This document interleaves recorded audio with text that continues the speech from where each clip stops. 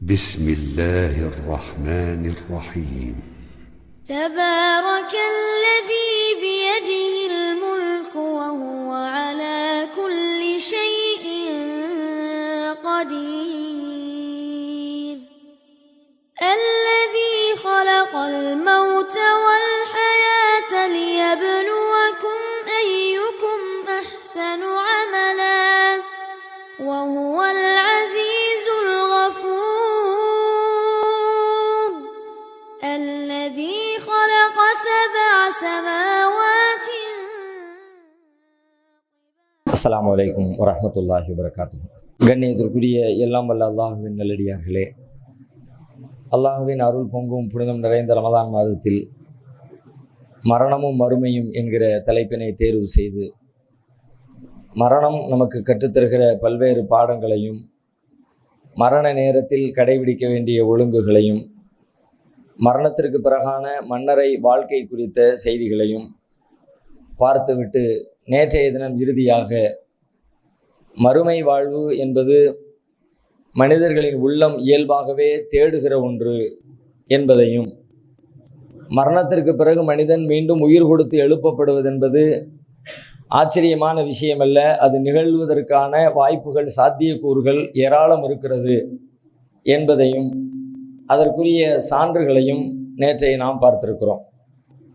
அதனைத் தொடர்ந்து மறுமை வந்தே தீரும் என்று சொன்னால் அது எப்பொழுது வரும் என்கிற கேள்வி அதிலே பிரதானமான கேள்வி. இந்த கேள்வி நபிகள் நாயகம் ஸல்லல்லாஹு அலைஹி வஸல்லம் அவர்கள் வாழுகிற காலத்திலேயே அவர்களிடத்தில் எழுப்பப்பட்ட கேள்வி. இந்த கேள்வியை பற்றி திருமறை குர்ஆனிலே கூட அல்லாஹ் ரப்புல் ஆலமீன் நமக்கு அதை எடுத்து சொல்லுகிறான். நபிகளாருடைய காலத்தில் இந்த மாதிரி கேட்டாங்க ரசூலுல்லாஹ்விடத்தில், யஸ்அலூனக அனி சாஅத்தி அய்யான முர்சாஹா, நபியே உம்மிடத்திலே கியாமத் நாள் எப்பொழுது ஏற்படும் என்று கேட்கிறார்கள். குல் இன்னமா இல்முஹா இந்த ரப்பி, நீங்கள் சொல்லுங்கள் அதை பற்றிய அறிவு என் இறைவனிடத்திலே இருக்கிறது என்று சொல்லுங்கள். எப்பொழுது கியாமத் நாள் வரும் அப்படின்னு கேட்டால் அதை பற்றி எனக்கு ஒன்றும் தெரியாது, என் இறைவனிடத்தில் அதை பற்றி ஞானம் இருக்குது அப்படின்னு நீங்கள் பதில் சொல்லுங்க என்று அல்லாஹ் சொல்கிறான். இந்த கருத்துப்பட வேறு பல வசனங்களும் குர்ஆனில் இருக்கிறது. இன்னொரு இடத்துல அல்லாஹ் சொல்லுகிறான், யஸ்அலூனக அனி சாஅத்தி அய்யான முர்சாஹா, கியாமத் நாள் எப்பொழுது ஏற்படும் என்று நபியே உம்மிடத்திலே கேட்கிறார்கள். ஃபீமா அன்த மின் திக்ராஹா, அதை பற்றிய அறிவு உம்மிடத்திலே உமக்கு என்ன இருக்கிறது, அதை பற்றி உங்களுக்கு என்ன தெரியும்? உங்கள்கிட்ட வந்து கேட்குறாங்களே எப்போ கியாமத்து வரும் எப்போ கியாமத்து வரும்னு உங்கள்கிட்ட கேட்குறாங்களே, அந்த கியாமத்து நாள் எப்போ வரும் என்பதை பற்றியான ஞானம் உங்களிடத்திலே என்ன இருக்கிறது என்று சொல்லி அல்லாஹ் ரப்புல் ஆலமீன் உலகத்தில் ரசூலுல்லாஹி ஸல்லல்லாஹு அலைஹி வஸல்லம் உட்பட யாருக்குமே கியாமத்து நாள் எப்பொழுது வரும் என்பது தெரியாது என்று அல்லாஹ் ரப்புல் ஆலமீன் பதிலளிக்கிறான். அதை பற்றிய ஞானம் முழுக்க அல்லாஹ்விடம் மட்டுமே இருக்கிறது. அப்படின்னா இப்பவுமே வந்துருமா, உடனே வந்துருமா, திடீர்னு வந்துருமா? குர்ஆனில் சில வசனங்களை பார்க்கிற பொழுது திடீரென்று வந்துவிடும், எதிர்பார்க்காத தருணத்தில் வந்துவிடும், உடனே வந்துவிடும் என்ற கருத்துப்படவும் குர்ஆனிலே வசனம் இருக்கிறது.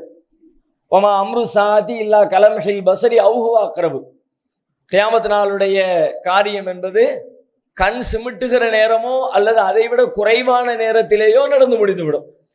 இப்படின்னு சொல்றதுக்குள்ள வந்துடும், எல்லாம் முடிஞ்சிடும், கியாமத் நாள் நீங்க வந்து நிற்கிற ஒரு சூழல் ஏற்பட்டுவிடும் என்று குர்ஆன் சொல்லுகிறது.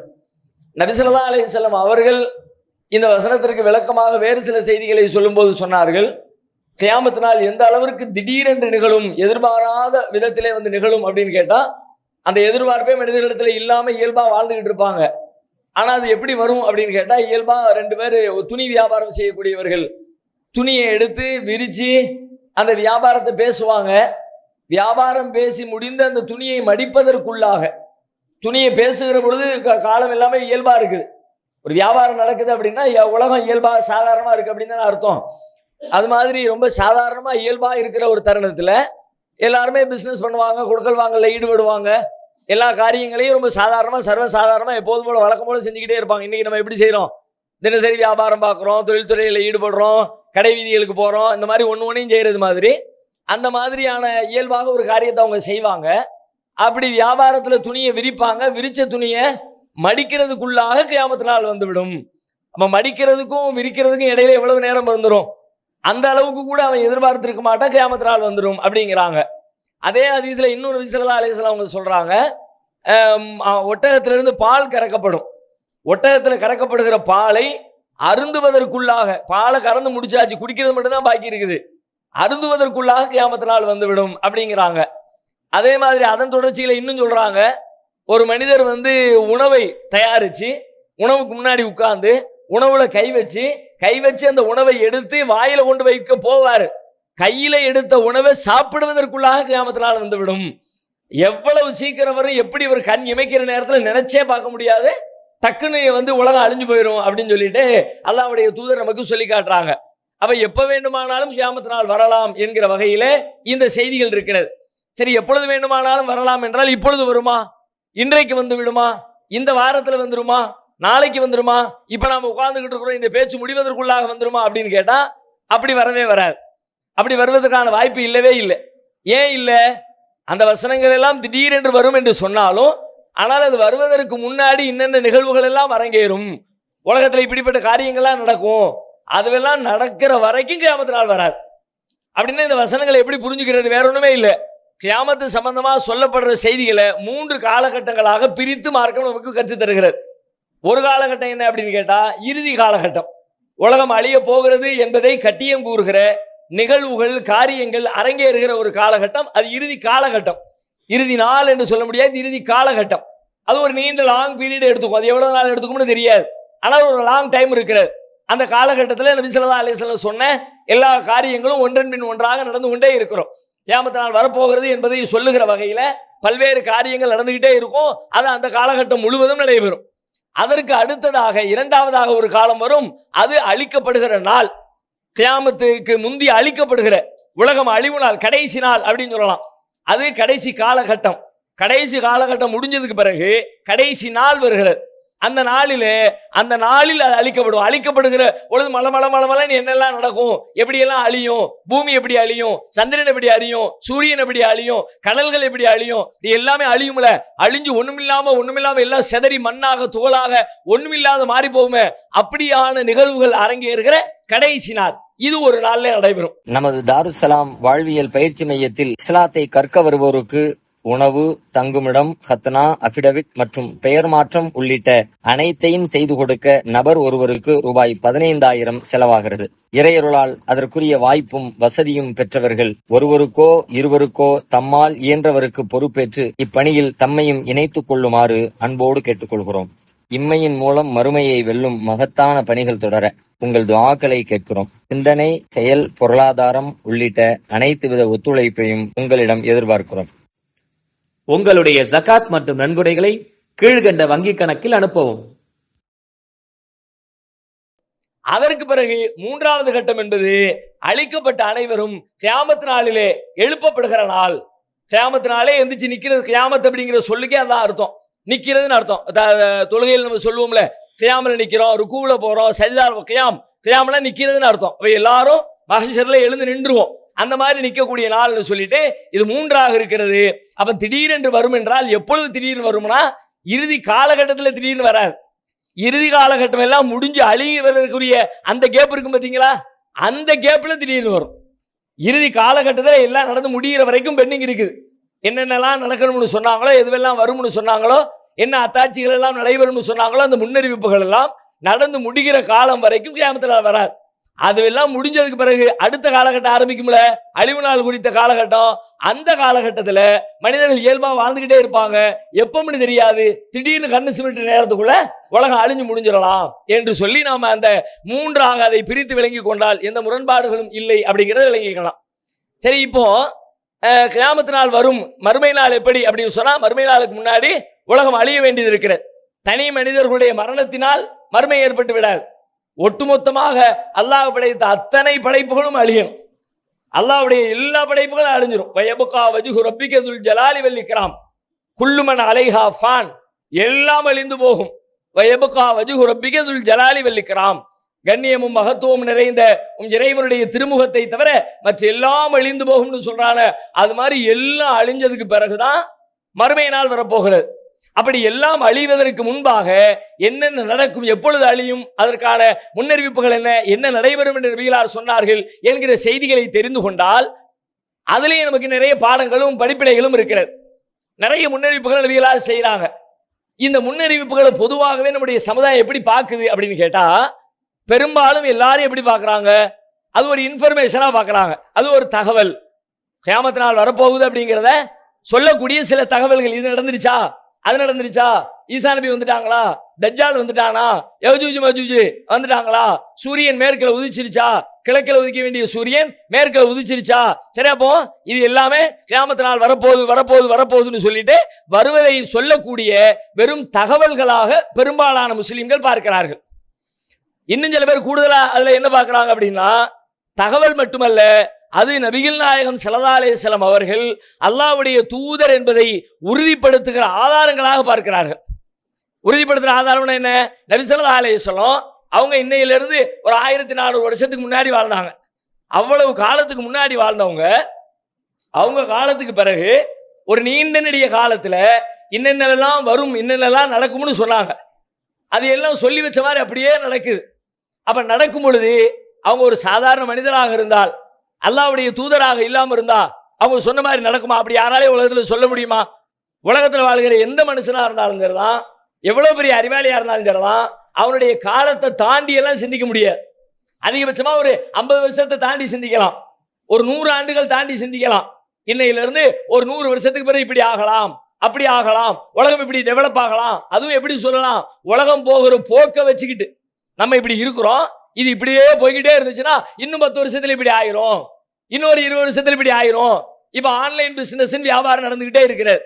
ஒரு 10 ஆண்டுகளுக்கு முன்னாடி ஆன்லைன் பிசினஸ் வியாபாரம்னா என்னன்னே தெரியாது. ஆனா இப்ப இந்த ஒரு 10 ஆண்டுகள்ல ஆன்லைன்ல மக்கள் பொருட்களை வாங்க பழகிட்டாங்க.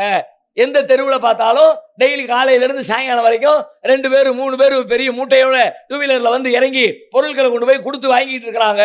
வெறுமனே கடைகள்ல போய் வாங்குகிற காட்சி இன்னைக்கு குறையல, எல்லாரும் கடையில போய் வாங்குறாங்க. கடைகள் முழுக்க கூட்டம் இருக்கத்தான் செய்யுது. காலையில இருந்து சாயங்காலம் வரைக்கும் கடையில மக்கள் நிக்கத்தான் செய்யறாங்க. ஆனா காலையில் தினசரி நாம பார்க்கிற இந்த காட்சி என்ன சொல்லுதுன்னு கேட்டா, மக்கள் கொஞ்சம் கொஞ்சமாக ஆன்லைன் வியாபாரத்துக்கு மாறிக்கிட்டே இருக்கிறாங்க. அப்படின்னா அதுதான் அவங்களுக்கு வசதி. கடையில போய் பொருளை தேடி அது என்ன இது என்னன்னு பார்த்து வாங்குறதை விட வீட்டில் உட்கார்ந்த இடத்துல உட்கார்ந்து நாம ரொம்ப இயல்பாக ரொம்ப சாதாரணமா மற்ற எல்லா கடைகளையும் பொருளை செக் பண்ணி பார்த்துட்டு ரொம்ப ஈஸியா வீட்டுக்கே வந்து பொருள் சேர்ந்துரும்னா அதைத்தான் மக்கள் விரும்புவாங்க. அப்ப இன்னைக்கு கடையில வாங்கிக்கிட்டே இருந்தாலும் இன்னொரு 5 வருஷத்துக்கு பிறகு கடைகளுடைய எண்ணிக்கை குறைஞ்சு போயிடும். இன்னொரு 10 வருஷத்துக்கு பிறகு கடையை வச்சு வியாபாரம் பார்க்கறவனே முட்டாளா போயிடுவான்.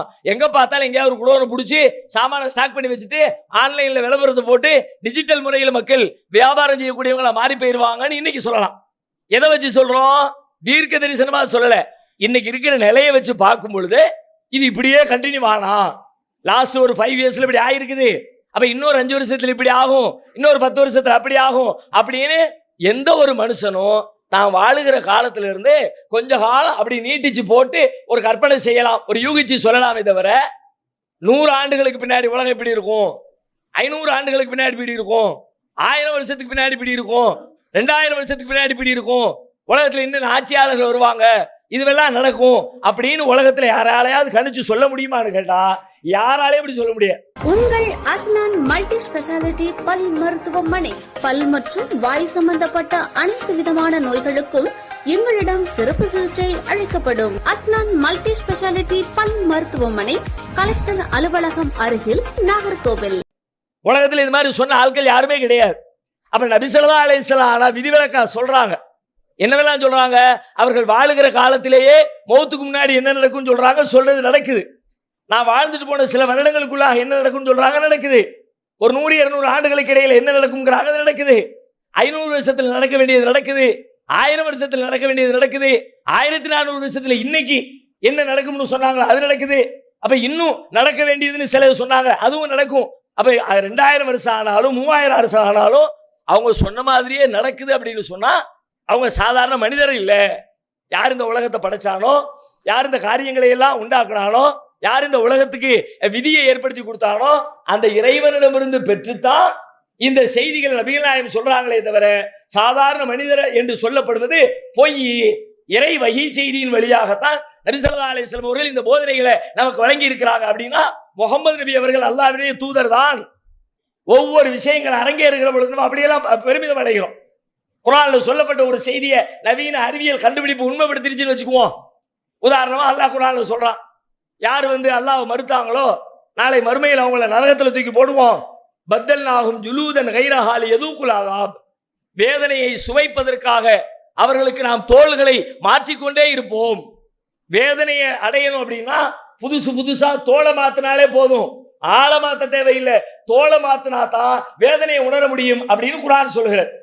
1000 ஆண்டுகளாக 1300 ஆண்டுகளாக இந்த வசனத்துக்கு பெருசா யாருக்கும் பெரிய 100% உண்மையான பொருள் தெரியாது.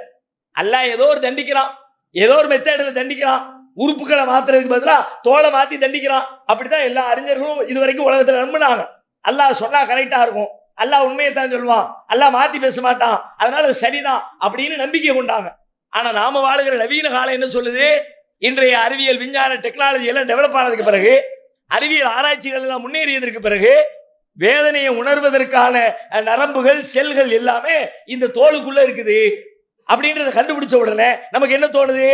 நபி ஸல்லல்லாஹு அலைஹி வஸல்லம் சொன்ன அல்லாஹ்வுடைய வேதம் என்று அவர்கள் வாங்கி தந்த இந்த செய்தி உண்மையிலே அல்லாஹ்வுடைய வேதம் தான், இவங்க அல்லாஹ்வுடைய தூதர் தான், அவங்க சுயமா கற்பனை பண்ணல, இட்டுக்கட்டி சொல்லல, அப்படியே தனிமையில உட்கார்ந்து யோசிச்சு பெரிய திருவள்ளுவர் மாதிரி உட்கார்ந்து எழுதின திருக்குறள் கிடையாது, இது அல்லாஹ்விடமிருந்து வாங்கிய உண்மையான வஹி செய்தி தான் என்று நபிகள் நாயகம் இறைவனின் தூதர் என்பதை நாம் உள்ளத்துல உளமாற நம்புகிறோமே. இந்த மாதிரி ஒவ்வொரு காரியங்கள் அரங்கேறுகிற பொழுதும் நம்முடைய நம்பிக்கை அதிகரிக்கிறது. உண்மைதான், நபிகள் நாயகம் ஸல்லல்லாஹு அலைஹி வஸல்லம் அல்லாஹ்வுடைய தூதர் என்பது இதன் வழியாகவும் உறுதியாகுது, இதன் வழியா உறுதியாகுது, இதன் வழியா உறுதியாகுது.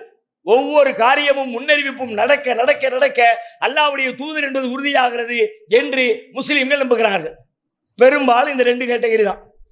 முன்னறிவிப்புகளை பற்றி, உலகத்தில் என்னெல்லாம் நடக்கும் அப்படிங்கிறத பற்றி சொல்லப்பட்ட செய்திகள் எடுத்துக்கிட்டா பெரும்பாலும் முஸ்லீம்கள் இந்த 2 வகையில தான் இந்த முன்னறிவிப்புகளை பார்க்கிறோம். ஒன்று, அது ஒரு இன்ஃபர்மேஷன், இப்படி நடக்கும்னு சொன்னாங்க, ஓகே சொன்ன மாதிரி நடந்துருச்சு. 2வது, நடக்கும்னு சொன்னாங்க, சொன்ன மாதிரியே நடந்துருச்சு அப்படின்னா அவங்க அல்லாஹ்வுடைய தூதர் தான் அப்படின்றத உறுதிப்படுத்துகிறது.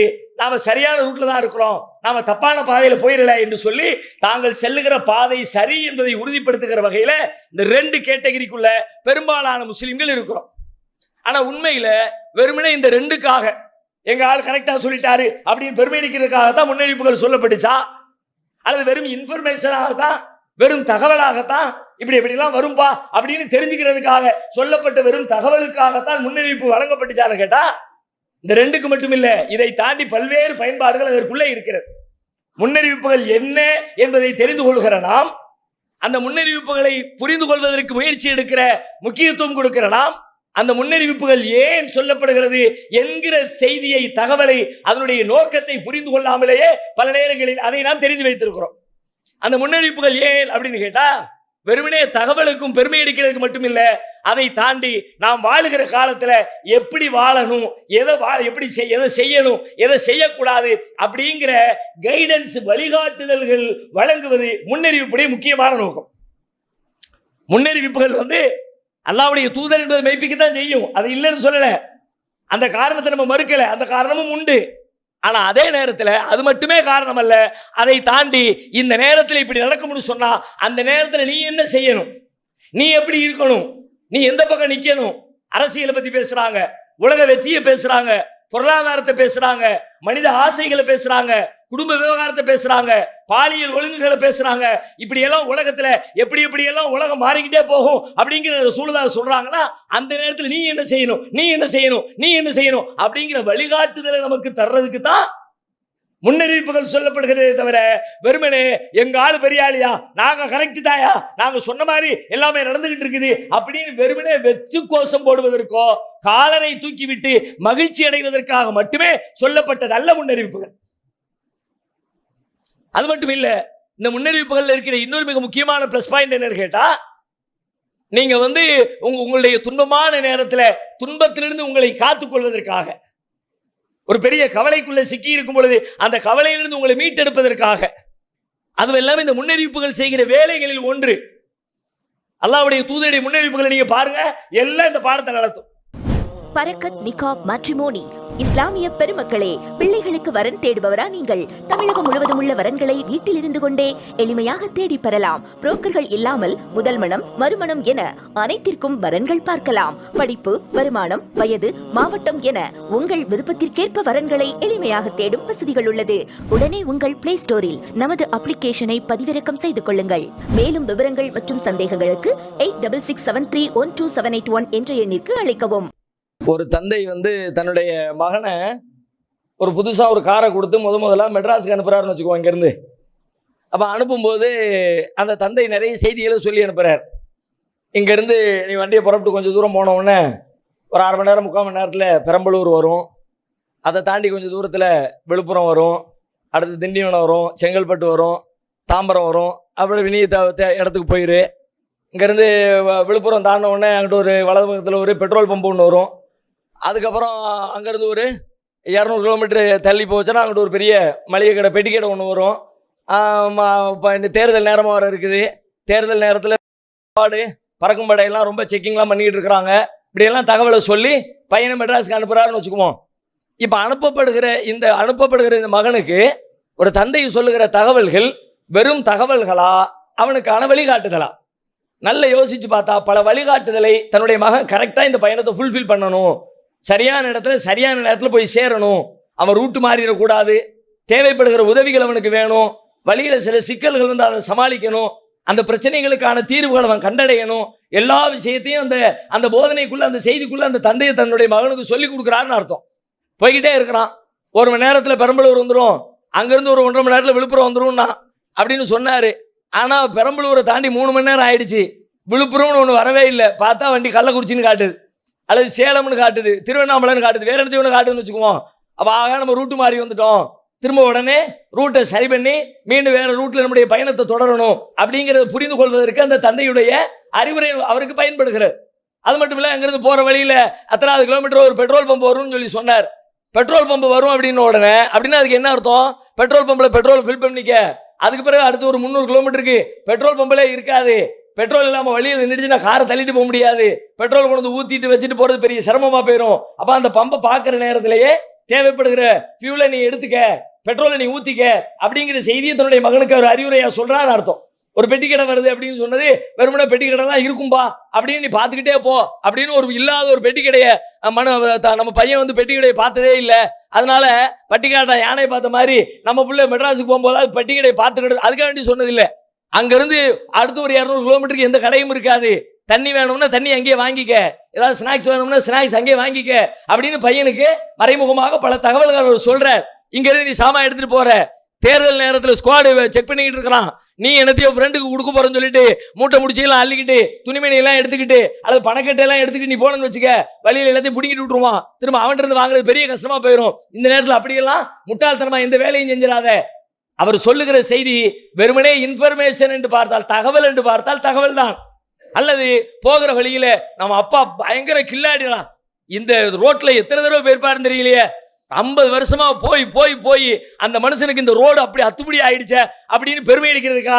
பெருமை அடிக்கிறதுக்கு நினைச்சா பெருமை அடிக்கிறதுக்கு தான். அவர் சொன்ன மாதிரியே கரெக்டா பெட்ரோல் பம்ப் வந்துருச்ச, அவர் சொன்ன மாதிரியே கரெக்டா விழுப்புரம் வந்துருச்ச, அவர் சொன்ன மாதிரியே கரெக்டா பெட்டிக்கடை வந்துருச்ச, அவர் சொன்ன மாதிரியே கரெக்டா தேர்தல் ஸ்குவாடு பறக்கும் படம் வந்துருச்ச, அவர் சொன்ன மாதிரியே கரெக்டா திண்டிவனம் வந்துருச்ச அப்படின்னு பெருமை அடிக்கிறதுக்கு சொல்லப்பட்டதா? தந்தை அந்த நோக்கத்தில் சொல்லவே இல்லை. தந்தை எதுக்கு சொல்றாரு? பையனுடைய பயணம் சரியான முறையில் போய் சேரணும், அவன் இடையில சிரமப்படக்கூடாது, தேவைப்படுகிற விஷயங்களை எல்லாம் அவனுக்கு அறிவுரையாக ஆலோசனையாக சொல்லி அனுப்பணும் என்பதற்காகத்தானே இந்த செய்திகள் சொல்லப்படுகிறது. கிட்டத்தட்ட அண்ணன் பெருமகனார் ஸல்லல்லாஹு அலைஹி வஸல்லம் அவர்கள் நமக்கு சொல்லி இருக்கிற முன்னறிவிப்புகள் நம்முடைய வாழ்க்கையிலே நாம் சந்திக்கின்ற அந்த முன்னறிவிப்புகளாக இருந்தால் அவை வெறும் தகவல் அல்ல, வெறுமனே பெருமை கொள்வதற்கல்ல, வெறுமனே நபிகள் நாயகம் இறைவனின் தூதர் என்பதை உண்மைப்படுத்துவதற்காக மட்டுமல்ல, அதை தாண்டி இந்த பிரச்சனையில் நீ எவ்வாறு நடந்து கொள்ள வேண்டும் என்கிற வழிகாட்டுதலை நமக்கு சொல்வது நபிகளாருடைய முன்னறிவிப்புகளுடைய மிக முக்கியமான நோக்கங்களில் ஒன்று.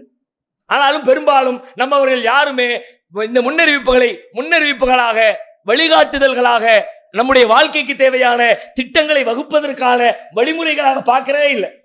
முன்னறிவிப்புகள்ல பல பாலிடிக்ஸ் பேசுறாங்கிற சூழலா, ஆனா நம்ம பாலிடிக்ஸாவே பார்க்கல, அரசியலா பார்க்கல, அறிவியலை பார்க்கல. ரசூலுல்லாஹ் சொன்ன எல்லாத்தையும் ஒரே கிரவுண்ட், என்னது? எல்லாமே இபாதத், எல்லாமே வழிபாடு, எல்லாமே ஆன்மீகம், எல்லாத்தையும் அந்த கூட்டுக்குள்ள அடைச்சு வச்சிருக்கிறோம். அதை தாண்டி ரசூல் ஸல்லல்லாஹு அலைஹி வஸல்லம் இந்த உலகத்துல வாழ்ந்து ஜெயிப்பதற்கு, முஸ்லீம்கள் வெற்றி கொடி நாட்டுவதற்கு, இஸ்லாத்தை இந்த மண்ணிலை நிலைநிறுத்துவதற்கு, இஸ்லாத்தின் எதிரிகளை அழிப்பதற்கு, முஸ்லீம்களை பாதுகாப்பதற்கு, முஸ்லீம்களுக்கு ஏற்படுகிற சிக்கலில் இருந்து விடுபடுவதற்கு என்று ஏராளமான குர்ஆனிலே சொல்லப்பட்ட செய்திகள் இருக்கிறது. நபிமொழிகள் பொதுவாக சொன்ன அறிவுரை இருக்கிறது. அதை தாண்டி முன்னறிவிப்புகள் வழியாக ஒரு செய்தியை சொல்லுகிறாள் என்றால், இப்ப நான் வாழ்ற காலத்துல பிரச்சனை இல்லை, ஒரு 500 வருஷத்துக்கு மாதிரி ஒரு சிக்கல் வரும், கவனமா இருந்துக்கப்பா. நாம வாழுகிற காலத்தில் நபிகளாரின் முன்னறிவிப்பு நிறைவேறுகிறது என்று சொன்னால், அந்த முன்னறிவிப்பு நேரத்தில் எப்படி நடக்க வேண்டும் என்பதை சிந்தித்து ஆராய்ந்து இஸ்லாத்திற்கு ஏற்ப, இறைமறைக்கு ஏற்ப, இறை தூதருடைய இன்னவர போதனைகளுக்கு ஏற்ப உன்னுடைய வாழ்க்கையை நீ அமைத்துக் கொள்ள வேண்டும் என்கிற செய்தியை தான் முன்னறிவிப்புகளின் வழியாக அல்லாஹ் நமக்கு பாடமாக கற்றுத் தருகிறான். நல்லா சிந்திச்சு பாருங்க. நபி ஸல்லல்லாஹு அலைஹி வஸல்லம் வாழுகிற காலத்துல அஹஸாப் யுத்தம்னு ஒரு யுத்தம், அகழ் போர் நம்ம கேள்விப்பட்டிருப்போம். ஹந்தக் போர், அகழ் போர், பெரிய அகழ் தோண்டி எதிரிகள் வர்றாங்க, அவங்களை எதிர்த்து நிற்பதற்கு சரியான வியூகம் வைப்பதற்கான வாய்ப்புகள் இல்லை. அப்ப என்ன பண்ணலாம்? ஒரு பெரிய அகழியை தோண்டி மதீனாவை சுற்றிலும் ஒரு அரைவட்ட வடிவத்தில் அங்கிருந்து எதிரிகள் வராங்களா, வரக்கூடிய ஆட்கள் ஒரு குதிரையில தாண்டி வர முடியாத அளவிற்கு பெரிய குழியை தோண்டிடுவோம். தோண்டிட்டோம்னா அங்கிருந்து அவங்க இங்கே தாண்டி வந்து நம்ம மீது போர் தொடுக்க முடியாது. அவங்க அங்க நிற்பாங்க, நம்ம இங்க நிற்போம். தேவைப்பட்டா இங்கிருந்து அம்பு எய்யலாம், அங்கிருந்து அம்பு எய்யலாம், ஓரளவுக்கு பாதிப்புகளை கட்டுப்படுத்திக் கொள்ளலாம் என்கிற வகையிலே நபிகளார் ஒரு புது வியூகத்தை கண்டுபிடித்து ரசூல் ஸல்லல்லாஹு அலைஹி வஸல்லம் சந்தித்த ஒரு போர் அகழ் போர். இந்த அகழ் போர் நடந்து கொண்டே இருக்கு. அகழுக்காக அகழ் குழி வெட்டி கொண்டிருக்கிறார்கள். பெரிய குழி வெட்டணும்ல, ஒரு போருக்கு வரக்கூடிய ஆட்கள் தாவி, ஒரு குதிரை தாவக்கூடாதுன்னா குதிரை எவ்வளவு லென்த் போகும், எவ்வளவு நீளமா தாண்டும், அவ்வளவு நீளத்துக்கு அந்த அகலமும் வேண்டும், அந்த நீளமும் வேண்டும், அந்த ஆழமும் வேண்டுமே. அதுவும் எவ்வளவு தூரத்துக்கு? ஒரு ஊரையே பாதுகாக்கிற அளவுக்கு, ஒரு வீட்டை பாதுகாக்கிறதுக்கு, ஒரு வீட்டுக்கு வானம் தோன்றோம், குழி தோன்றோம், அதுவே எவ்வளவு சிரமமாக இருக்கிறது. ஆனால் ஒரு ஊருக்கே குழி தோண்டினால், மதினா என்கிற நகரத்தையே பாதுகாக்கணும். அந்த நகரத்திற்கே அங்கிருந்து வரக்கூடிய ஆட்கள் வர்ற வழியை பூரா கணக்கு பண்ணி இந்த எல்லையிலிருந்து அந்த எல்லை வரைக்கும் அப்படியே முழுசா குழிய தோண்டு. சாதாரண இன்னைக்கு அவ்வளவு எக்யூப்மெண்ட்ஸ் இருக்குது, அவ்வளவு நவீன ஆயுதங்கள் இருக்கிறது. இந்த நவீன ஆயுதங்களை பயன்படுத்தி குழி தோன்றது நமக்கு பெரிய சிரமமா இருக்கிறது. எந்த நவீன ஆயுதங்களும் இல்லாமல் வெறுமனே சின்ன சின்ன பொருட்களை வைத்து, சம்மட்டிகளை வைத்து உடைத்து மட்டுமே குழி தோண்ட முடியும் என்கிற தருணத்தில் நபிகள் நாயகம் அல்லாஹ்வின் மீது நம்பிக்கை கொண்டு முயற்சி எடுப்போம்னு சொல்லிட்டு குழியை வெட்ட ஆரம்பிக்கிறாங்க. நீங்கள் அனாதை குழந்தைகளை ஆதரிக்க விரும்புகிறீர்களா? தந்தை இழந்து தரமான உணவின்றி, நல்ல உடைகளின்றி, சரியான வழிகாட்டுதலின்றி அனாதைகளாக வாழும் இந்த குழந்தைகளுக்கு உதவும் கரங்கள் தான் தாருல் இல்ம் உதவும் கரங்கள். அல்லாஹ்வின் உதவியால் 2010 10 குழந்தைகள் என்று ஆரம்பிக்கப்பட்ட இந்த உதவும் கரங்கள் சமூகத்தில் கவனிப்பாரற்று அதிகரித்து வரும் அனாதை குழந்தைகளை கருத்தில் கொண்டு தற்போது 160 குழந்தைகளுக்கு மேல் பொறுப்படுத்தி செயல்பட்டு வருகிறது. இவர்களின் கண்ணீரை துடைத்திட நீங்கள் தாராளமாக உதவுங்கள். உங்கள் ஜகாத் மற்றும் சதக்காவை அனுப்ப வேண்டிய முகவரி தாருல் இல்ம், நம்பர் 64, பார்த்தசாரை தெரு, பழைய வண்ணாரப்பேட்டை, சென்னை 21. வெப்சைட் தாருல் இல்ம் hh.com. தொடர்புக்கு 9840725020 9600055060. சஹாபாக்களும் நபிகளாரும் சேர்ந்து எல்லா இடங்களிலும் குழி தோண்டப்பட்டு கொண்டே இருக்கிறது. ஒரு இடத்துல ஒரு பெரிய பாறை, நபித்தோழர்கள் எல்லாம் முயற்சித்து பார்க்கிறார்கள், அடிச்சு பார்க்கறாங்க, பாறை உடைக்க முடியல, பயங்கர ஸ்ட்ராங்கா இருக்கு. வேற வழி இல்லை, நம்மளால உடைக்க முடியல, வேற என்ன பண்றது? ரசூலுல்லாஹ்வை கூப்பிடுவோம். இன்னைக்கு உலகத்துல எந்த தலைவரையாவது இந்த மாதிரி ஒரு லேபர் ஒர்க் பண்ணிக்கிட்டு இருக்க நேரத்துல அதை செய்ய முடியலன்னு சொன்ன உடனே தலைவரை கூட்டிட்டு வா, பிரதமரை கூட்டிட்டு வா, முதலமைச்சரை கூட்டிட்டு வா என்று யாராவது சொன்னா கூப்பிடலாம் வேண்டாம், கூப்பிடுவோமா அப்படின்னு பேசினா அவனை இந்த உலகம் என்ன சொல்லும்? யாராவது ஏத்துக்குவோமா? சரியான கிறுக்கனா இருக்கு, இந்த வேலைக்கு அவனை கூப்பிடுற, அவருக்கு எப்படிதான் முடியும்? அவர் சம்மட்டியை தூக்கிறதுக்கே முடியாது, அவர் சம்மட்டியை தூக்கி அடிக்கிறது என்ன, தூக்கவே முடியாது. ஏன்னா அந்த இடத்துல இருக்கிறவங்களாம் அப்படித்தான் இருப்பாங்க. அவங்க ஆர்டர் போடுவாங்க, வேலை செய்ய மாட்டாங்க, ஏசி ரூம்ல உட்கார்ந்து திட்டங்களை போடுவாங்க, களத்தில் நின்று மக்களோடு மக்களா பணியாற்ற மாட்டாங்க. அவங்களுடைய உடல் வலிமை ஒன்றும் பெருசா இருக்காது, அதிகார வலிமைகளை தான் நம்ம ஆட்சி செய்து கொண்டிருப்பார்கள். ஆனால் அல்லாஹ்வுடைய தூதர் நபிகள் நாயகம் ஸல்லல்லாஹு அலைஹி வஸல்லம் அவர்கள் மக்களோடு மக்களாக நின்று குழி வெட்டி கொண்டிருக்கிறார்கள். குழிய உடைக்க முடியல, நபிக்கு தோழர்களுடைய கூட்டம் எல்லாம் சேர்ந்து முயற்சித்தும் உடைக்க முடியலன்னு உடனே நம்மளால முடியலன்னா அடுத்த கட்டம் ரசூலுல்லாஹ் தான் இதுக்கு கூப்பிட்டாகணும். ஏன்னா நம்மளை எல்லாம் விட பெரிய பலசாலி அவங்க தானே. அவங்க அளவுக்கு நம்மகிட்ட பலம் இல்லையே, கூட்டிட்டு வா ஆள அப்படின்னு நபிகளாருக்கு செய்தி போகிறது. நபி ஸல்லல்லாஹு அலைஹி வஸல்லம் வருகிறார்கள். கரங்களிலே சம்மட்டி கொடுக்கப்படுகிறது. அல்லாஹ்வுடைய தூதர் அந்த சம்மட்டியை, இரும்பு சம்மட்டியை எடுத்து ஓங்கி அந்த பாறையிலே அடிக்கிறார்கள். பாறையிலிருந்து பளிச்சென்று ஒரு வெண்மை பாறை சுக்கு நூறாக ஒடுகிறது. அந்த வெளிச்சத்தை பார்த்த உடனே ரசூலுல்லாஹ் சொல்றாங்க, இதோ ஷாம் தேசத்துடைய கோட்டைகளை நான் பார்க்கிறேன், அங்கிருக்கிற செந்நிற அரண்மனைகளை நான் பார்க்கிறேன், அதை அல்லாஹ் எனக்கு வழங்குகிறான், அதை அல்லாஹ் நமக்கு வெற்றி கொள்ளுகிற வாய்ப்பை அல்லாஹ் நமக்கு தருகிறான் அப்படின்னு சொல்லிட்டு ஷாம் தேசத்தை வெற்றி கொள்ள போகிறோம்ங்கிறாங்க. அடுத்த ஒரு அடிக்கிறாங்க, அடுத்த பாறை சிதறுது. ரோமாபுரி கோட்டைகள் நமக்கு நம்முடைய கரங்களிலே வந்து வீழ்கிறது என்கிறார்கள். மீண்டும் அடிக்கிறார்கள். கிஸ்ராவை நாம் வெற்றி கொள்ள போகிறோம், பாரசீகத்தை வெற்றி கொள்ள போகிறோம் என்கிறார்கள். அடிச்சு பாறையை உடைக்கும் போது நபி ஸல்லல்லாஹு அலைஹி வஸல்லம் சொல்லுகிற அறிவிப்புகள் என்ன? பாரு, இப்ப இவ்வளவு கஷ்டப்பட்டு இருக்கிறோம், அடிச்சு பாறையை உடைச்சு குழியை தோண்டி எதிரியிடமிருந்து நம்மை காத்துக் கொள்வதற்கு இவ்வளவு முயற்சி எடுத்துக்கிட்டு இருக்கிறோம். இன்னும் கொஞ்ச நாள்ல என்ன நடக்க போகுது தெரியுமா? ரோமாபுரியை வெல்ல போகிறோம், பாரசீகத்தை வெல்ல போகிறோம், ஷாம் தேசத்தை வெல்ல போகிறோம், பெரிய பெரிய பேரரசுகள் எல்லாம் நம்முடைய காலடியிலே சரணடைய போகிறது என்கிற ஒரு பெரிய முன்னறிவிப்பை நபிகள் நாயகம் ஸல்லல்லாஹு அலைஹி வஸல்லம் அங்கே வெளிப்படுத்துகிறார்கள். அப்படியே தோழர்களுக்கு கூடி இருந்து அவங்களுக்கு எல்லாத்துக்கும் குஷி, சந்தோஷம், ஆனந்தம். இந்த படுற துன்பங்களுக்கெல்லாம் ஒரு நாள் வெற்றி இருக்கு, விளைவு பெரிய பரிசு இருக்குது, அல்லாஹ்வுடைய தூதரே சொல்லிட்டாங்க அப்படின்னு மகிழ்ச்சியிலே எல்லோரும் மகிழ்ச்சியிலே திளைத்துக் கொண்டிருக்கிற தருணத்திலே திடீரென்று செய்தி வருகிறது. பின்புறத்திலே இருக்கிற யூதர்கள் நபிகளாருக்கு எதிராக சதி செய்து அவர்களிடத்திலே போட்ட ஒப்பந்தத்தை மீறி பின்புறத்திலே இருந்து தாக்குதல் நடத்துவதற்கு ஆயத்தமாகி விட்டார்கள் அப்படிங்கிற மெசேஜ் வருகிறது. இதுவரைக்கும் அந்த நிலைமை இல்லை.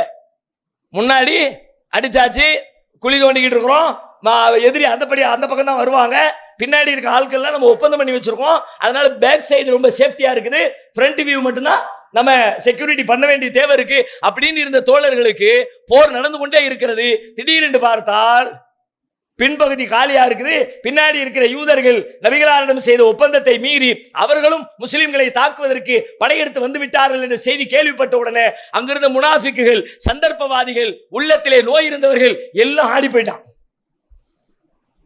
எந்த அளவுக்கு ஆட்டம்? அல்லாஹ்வே சொல்றான், இது ஜாவுக்கும் மின் ஃபௌகிக்கும் வ மின் அஸ்ஃபல மின்கும் வ இது ஜாகத்தில் அப்சார் வ பலகத்தில் குலூபுல் ஹனாஜிர் வ ததுன்னூன பில்லாஹி துனூனா.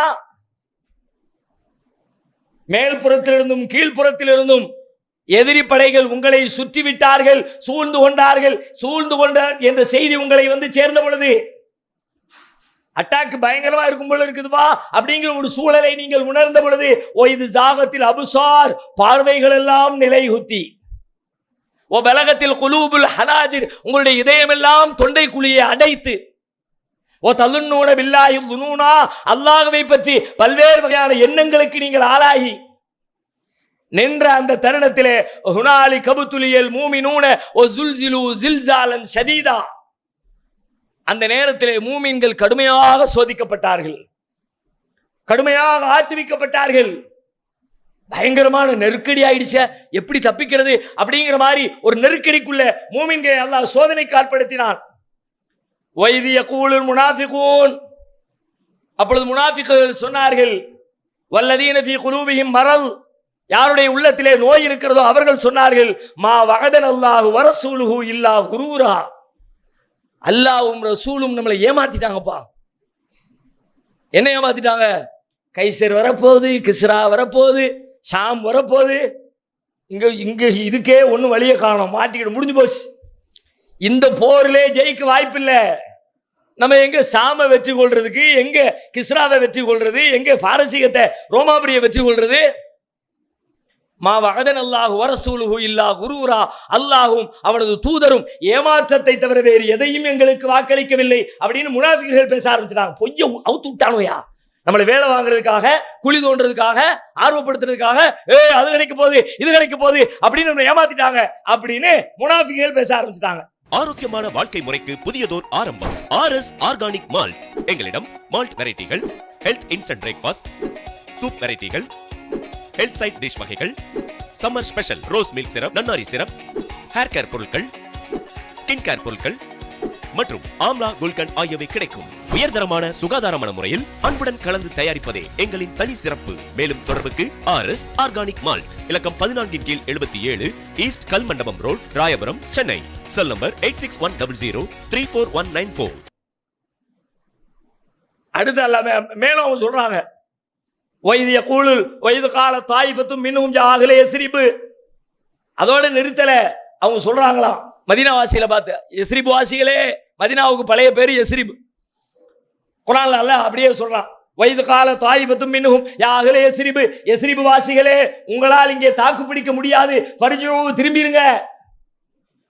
லா முகாமலக்கும் ஃபர்ஜூ, எல்லாம் திரும்பி ஓட்ட எடுத்துருங்கப்பா, இல்லாட்டி இந்த போர்ல நச்சு விடுவானோ, அந்த பக்கம் இருந்த ஆளு இந்த பக்கம் இருந்த ஆளு எங்க இருந்து தப்பிக்க முடியாது போல இருக்குது அப்படின்னு பேசுறாங்க. வயஸ்ததீன ஃபரீகும் மின்ஹும் நபிய யகூலுன இன்ன புயூதனா அவுரா வமா ஹிய பிஅவுரா. அப்படி சொல்லிக்கிட்டே இன்னொரு பக்கத்துல ரசூலுல்லாஹ் வந்து நிக்கிறாங்க. எப்படி? அவங்களுடைய வீடுகள் எல்லாம் சேஃபா இருக்கு, ஆனா பொய்ய சொல்லிக்கிட்டு, அல்லாஹ்வுடைய தூதரே எங்க வீட்டுல சேஃப்டி இல்லாம இருக்குது, யாரும் வந்து என்னமோ பண்ணிட்டாங்களா, பெண்கள் குழந்தைகள்லாம் இருக்கிறாங்க, அதனால நான் எங்க வீட்டுக்கு போறேன் அப்படின்னு அந்த கூட்டம் எல்லாம் வீட்டை நோக்கி கிளம்ப ஆரம்பிச்சிருச்சு.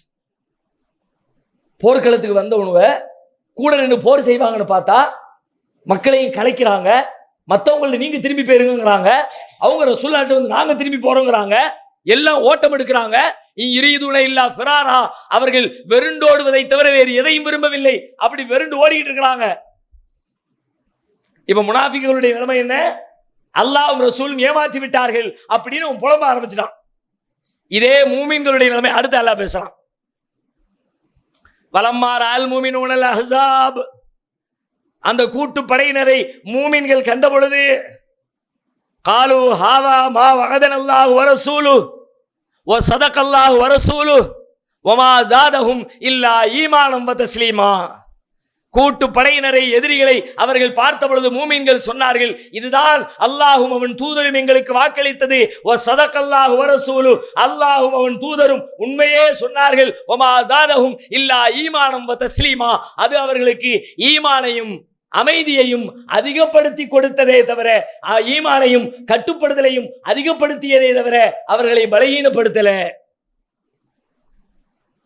நல்ல கவனிங்க.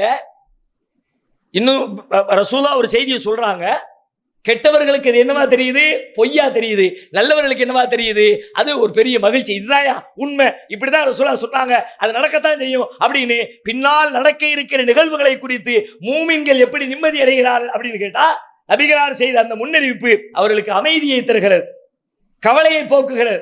அதெல்லாம் இல்ல, அல்லாஹ்வுடைய தூதர் சொன்ன மாதிரி நடக்கும் அப்படிங்கிற நம்பிக்கையை தருது, ஈமான வலுப்படுத்து. முன்னறிவிப்புகள் செய்யற வேலைகள் ஒண்ணாதான். ஒரு பிரச்சனைகளை மாட்டிக்கிட்டு இருக்கிறீங்க, பையனை அனுப்பிவிட்ட தந்தை சொல்லி அனுப்பினார்ல, நீங்க இருந்து போப்பா, விழுப்புரத்தை தாண்டி அங்கிருந்து ஒரு 150 கிலோமீட்டர்ல சென்னை வந்துடும் சொன்னார்ல, விழுப்புரம் தாண்டும் பொழுது இவனுக்கு ரொம்ப சோர்வாயிடுச்சு. வெயில் தாங்க முடியல, தண்ணி குடிக்க முடியல, சரியான பாதுகாப்பு ஏற்பாடு இல்லை, வாகனம் போற பாதையெல்லாம் ரொம்ப கல்லு முள்ளா இருக்குது அப்படின்னு ரொம்ப டயர்ட் ஆகி நிக்கிறான்.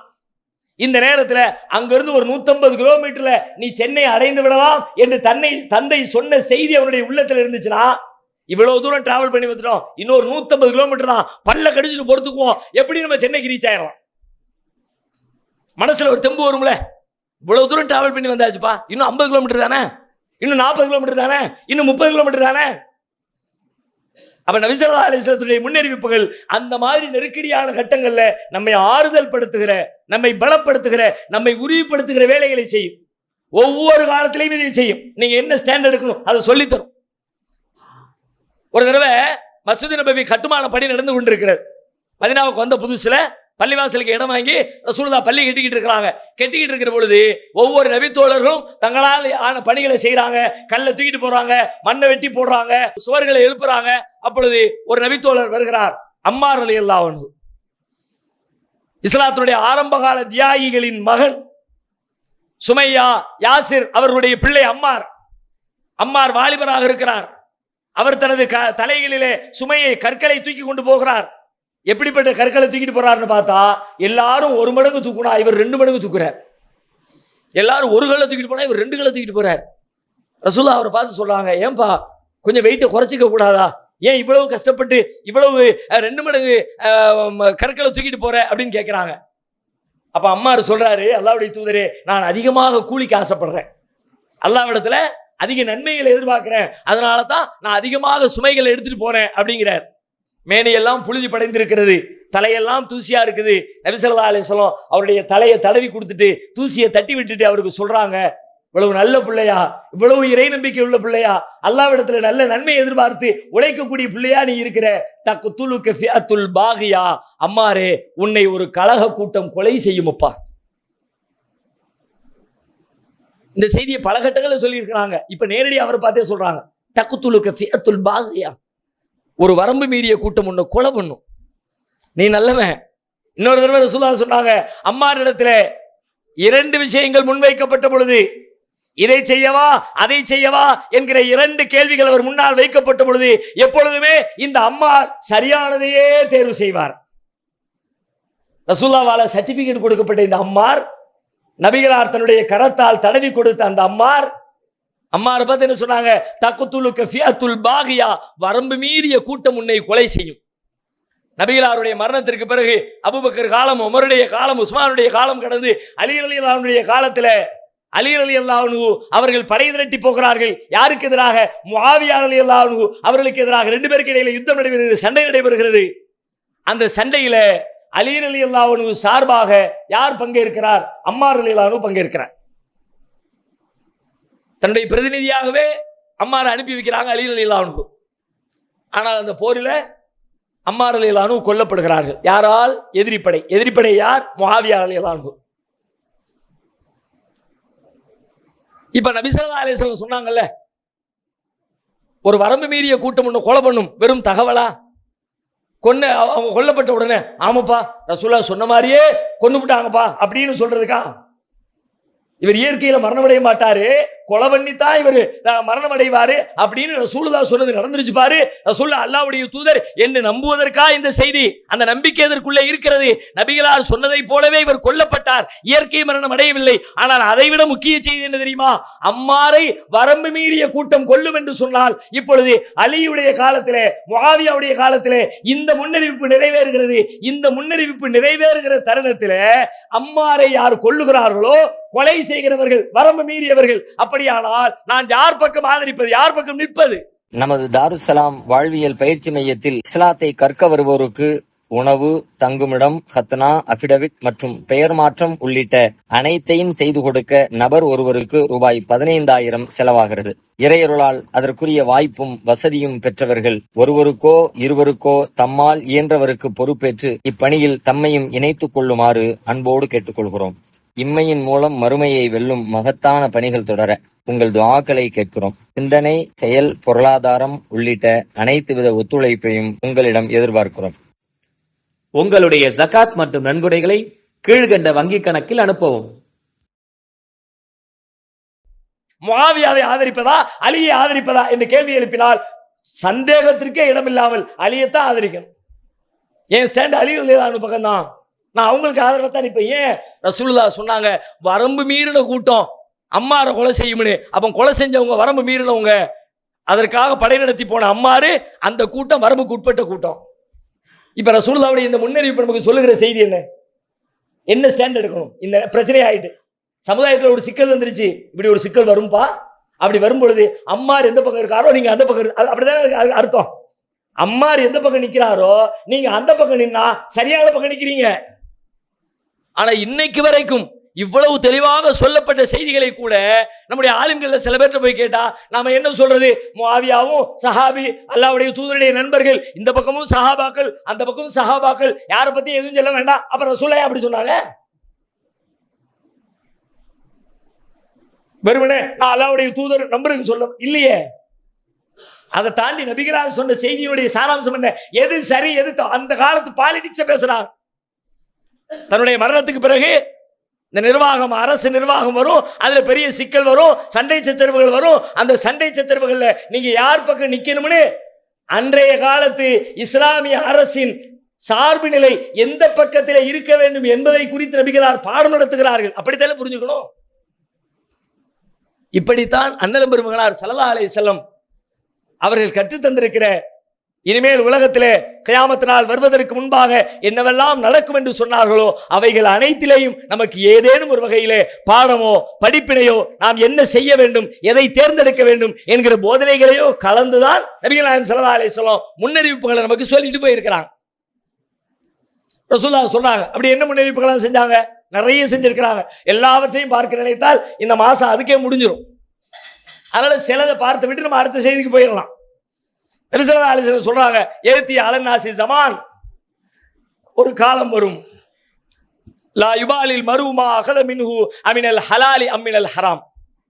அந்த காலத்தில் ஒரு மனிதன் தான் சம்பாதிக்கிற பொருளை ஹலாலாக சம்பாதிக்கிறோமா ஹராமாக சம்பாதிக்கிறோமா என்பதை பற்றி அக்கறையே கொள்ளாத ஒரு காலம் வரும். நபிகளார் சொன்ன முன்னறிவிப்பு. இன்னைக்கு நாம வாழுகிற காலத்தில் பெரும்பான்மை மக்களிடத்தில் இந்த மனநிலை தான். ஹலால் ஹராம் ரெண்டாவது. உலகத்தில் ஜெயிக்கணும்பா, உலகத்தில் ஜெயிக்கணும். ஜெயிக்கிறதுக்கு வச்சிருக்க இந்த மனித குலம் வச்சிருக்க அளவுகோல் என்ன?